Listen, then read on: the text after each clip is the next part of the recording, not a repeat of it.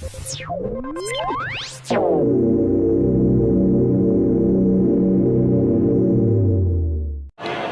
sowieso hartelijk dank voor het interview. 2009, het is nog moeilijk in te schatten wat 2009 voor Curaçao zal betekenen.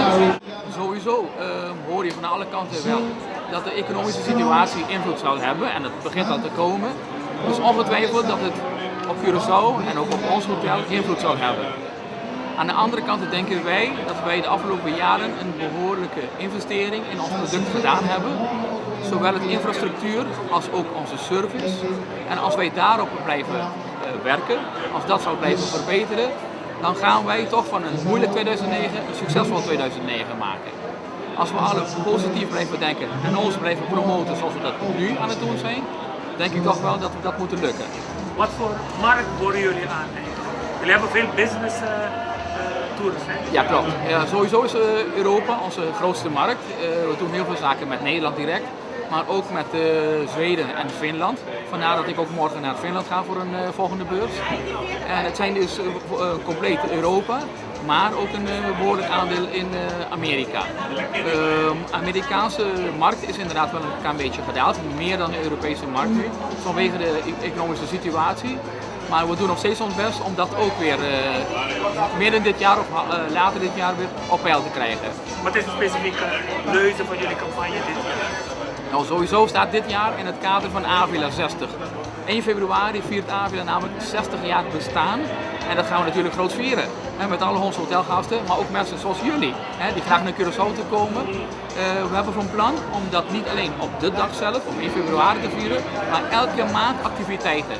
En die activiteiten zullen zijn in het kader van muziek. Avila is altijd bekend geweest om zijn muziekactiviteiten. Dus we zullen hebben onder andere jazz, maar ook klassieke concerten. Dat hebben we altijd georganiseerd. Dat zal in februari ook zo beginnen.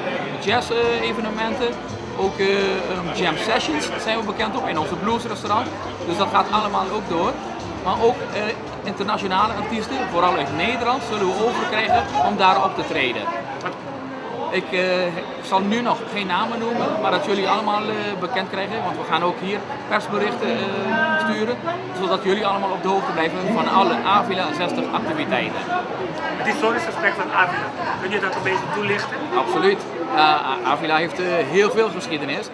Sowieso begon het eigenlijk 60 jaar geleden, toen wij overgingen naar hotel. Waarom zeg ik overgingen? Want daarvoor was het een huis voor Engelse gouverneurs en ook Nederlandse gouverneurs die op het eiland kwamen en woonden. Dus het was een privéhuis heel lang geleden, in de 18e eeuw.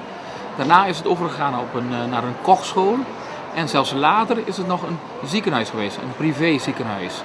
Van privéziekenhuis is het overgegaan naar hotel. En het is precies 60 jaar geleden gebeurd, aankomend 1 februari. Dus geschiedenis hebben we genoeg.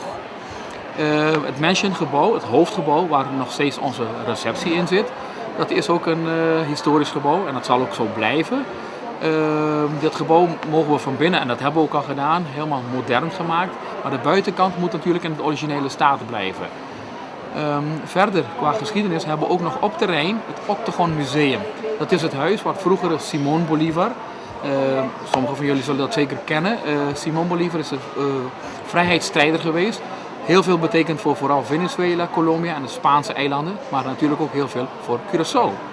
Het historisch gebouw staat ook op onze pand en vandaar het nieuwbouw. We hebben recentelijk 68 nieuwe kamers bij het hotel bijgebouwd. Die staan ook om het Octagon Museum heen. En die hebben ook, dat heeft ook de naam van het Octagon een vleugel gekregen. Even terugkomen op het museum zelf. De dag van vandaag is het 3 keer per week geopend voor onze hotelgasten, maar ook de lokalen die ietsjes meer willen leren van de geschiedenis van toentertijd. Wat ook heel belangrijk is te noemen, is dat in het gebouw zelf mensen kunnen trouwen. Het officiële gedeelte in plaats van te trouwen bij Kranji, zoals wij dat noemen, het gemeentehuis, trouwen mensen ook heel vaak in onze museum.